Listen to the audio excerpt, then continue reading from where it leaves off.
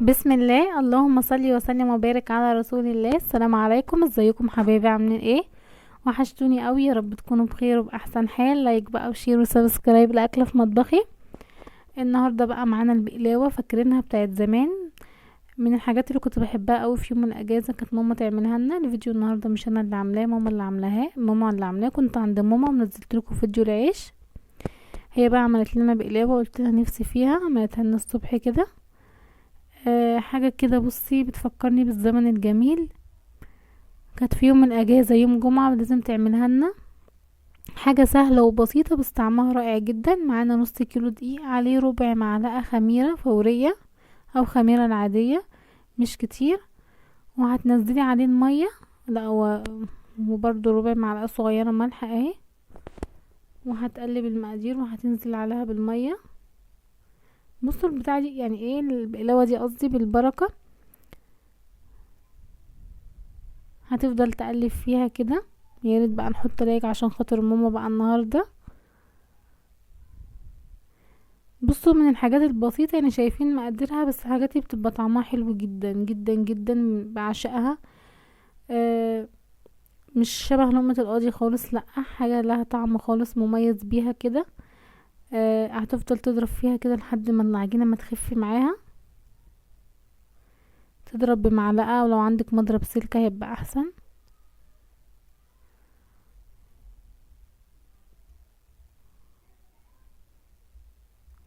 بصوا بتفضل تضرب فيها لحد ما العجينة ما بتنعم معاها، وبتفك التكتلات اللي فيها كده.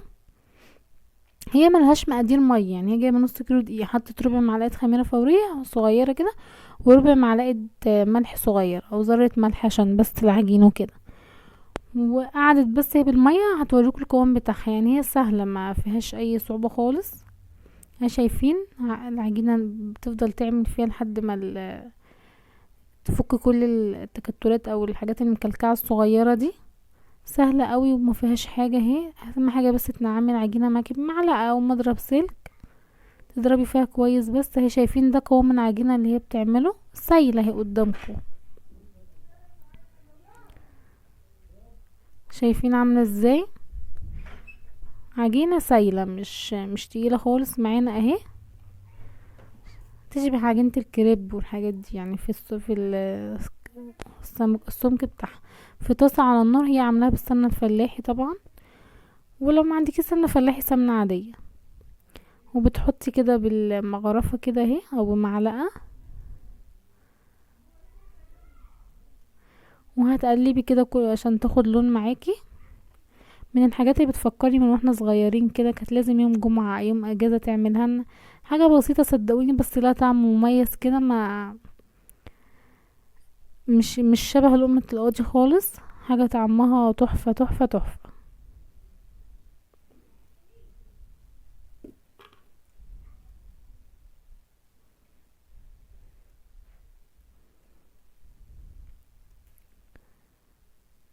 يا ريت بقى مننساش اللايك عشان خاطر ماما بقى النهاردة الفيديو برعايتها هي بصي بتفضل تقلب لحد ما بتاخد معاها لون.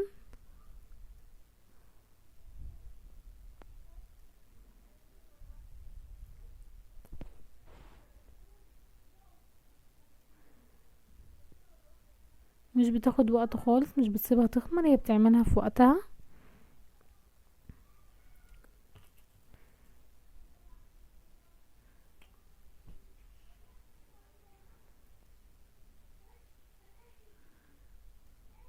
طبعا اي حاجه امهاتنا كانت بتعملها لنا او بتعملها لنا بيبقى لها طعم مميز. حتى لو احنا عملنا الحاجه بنفس المقادير، بس طبعا الحاجه من غير، من ايد مامتك، بتبقى طعمها غير خالص. يعني الصراحه بتبقى طعمها حلو قوي، يعني حتى لو بطاطس مقليه بيبقى لها طعم تاني مختلف. هنا بقى بصوا، خدت اللون ده طلعتها اهو. هتحط بقى تاني مغرفه بمعلقه. شايفين العجينه سايله ازاي؟ بس بتدخل الزيت تتماسك يعني.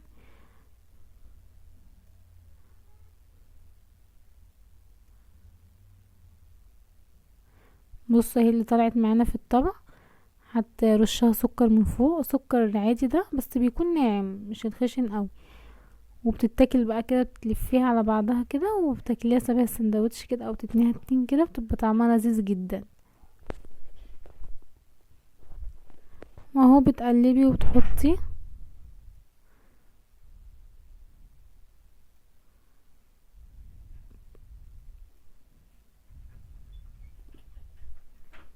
لحد ما بتاخد معاكي اللون الذهبي ده وبتطلعيها.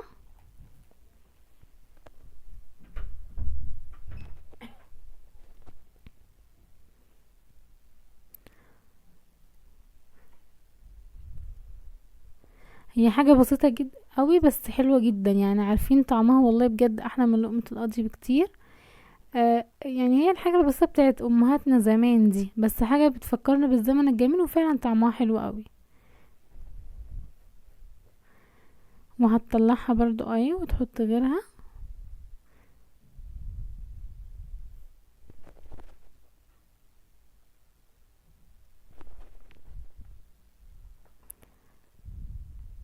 اهي وبترش عليها سكر.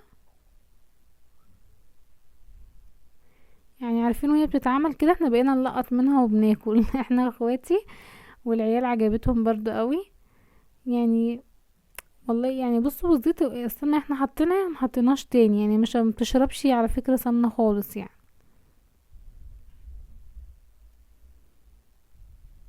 طبعا هي عاملاها لنا بالسمنة الفلاحي، كانت تحفة بقى وريحتها كانت مالية البيت كله.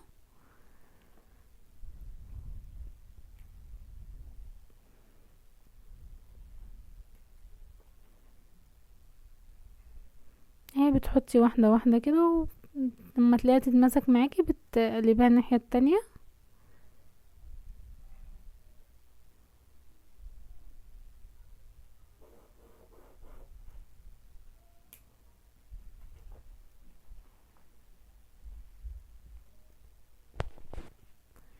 لحد ما بتاخد اللون الذهبي معاكي وبتطلعيها.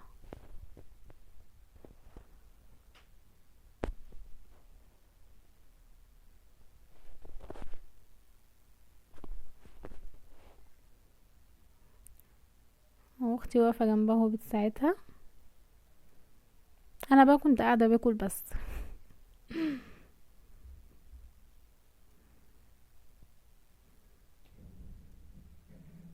اتفرجت على فيديو العيش اللي كنت عاملاه عندها، وده بقى هي انا كنت طالبه منها الحاجه الحلوه دي عملتها لي، وان شاء الله مره كده هصور لكم روتين كامل عندها بقى فطار وغدا وقعدتنا كده مع بعض ان شاء الله كده. بيبقى من احلى الايام اللي بقضيها فعلا، بيبقى يوم كده روحه حلوه كده والضحك بقى وهزار واكله واللمه مع الاكل طبعا.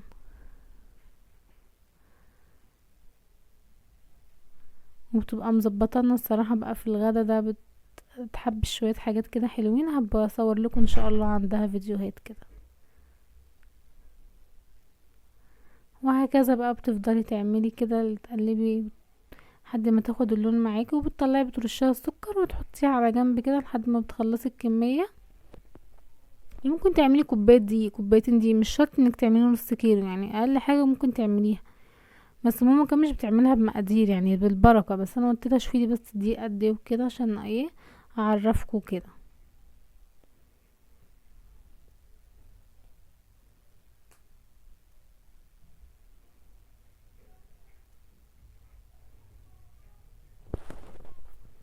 هي بتاخد اللون الذهبي ده معاكي بتطلعيه على طول.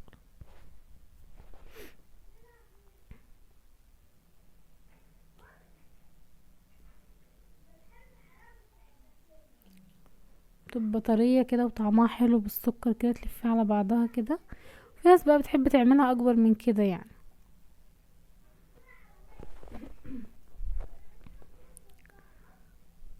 شايفين الشكل عامل ازاي؟ تحفة قوي.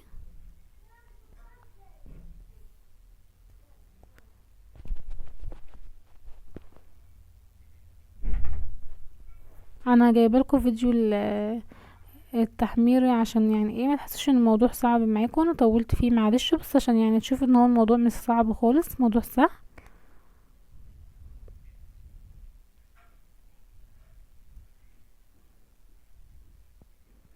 هياخد اللون الذهبي طبعا وتطلعي.